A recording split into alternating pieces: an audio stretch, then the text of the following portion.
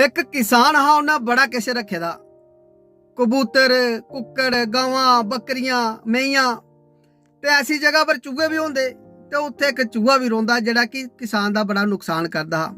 किसान ओहदे कोला बड़ा दुखी हा ते एक बारी किसान शहर गया ते ओहदे वास्ते एक जंदरी लेई आया। जेल्लै जंदरी चूहे ने दिखी ते चूहा बड़ा दुआस होया। ओह दौड़दा दौड़दा कबूतरा कोल गया। उन्हें कबूतरे गी सनाई गल। उन्हें आख्या इंज इंज मेरे वास्ते जंदरी लेई आन। मेरा नंबर ते चढ़िया ते कबूतर हसन लग पिया। उन्हें आख्या भरावा तेरी समस्या तू जाने। चूहा बड़ा दुआस होया। ओह दौड़दा दौड़दा कुकड़ा कोल गया। उन्हें कुकड़े गी सनाया इंज इंज मेरे वास्ते जंदरी लेई आन। ते कुकड़ भी ओहदा मजाक ले पिया डुआन। उन्हें आख्या तेरी समस्या तेरी टेंशन तू जाने। चूहा बड़ा दुआस होया। दौड़दा दौड़दा बकरे कोल गया। बकरे ही उन्हें गल सुनाई ते बकरा भी लम्मा पे पे हसन लग पिया। उन्हें आख्या तेरी समस्या तू जाने।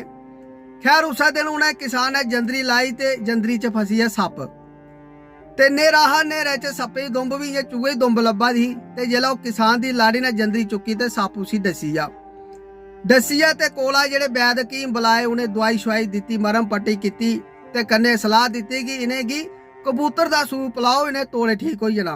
बस चढ़िया नंबर कबूतरे दा। दूआ दिन पतीले कबूतर ले पिया गड़कना ते ओहदे बाद जेल्लै रिश्तेदारें गी पता लग्या ते रिश्तेदार भी हाल चाल पुच्छन आउण लगी पे। हून जेल्लै रिश्तेदार घर रौन ते मुर्गा भी बनदा ते चढ़िया नंबर कुकड़े दा। दूआ दिन कुकड़ भी ले पिया। कुकड़े दी भी ले पे राह लगना पतीले बिच। खैर किश चिरा बाद ओहदी किसान दी जेड़ी लाड़ी ठीक होई ते किसान ने उसे खुशी च बकरे दी धाम दित्ती।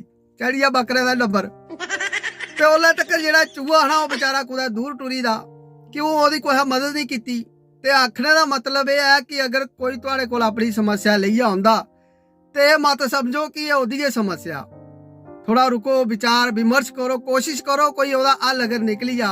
अगर समाज विच कोई बंदा अगर समस्या विच है ते एहदा मतलब कि पूरा समाज गै समस्या विच है ते ओहदी मदद जरूर करनी।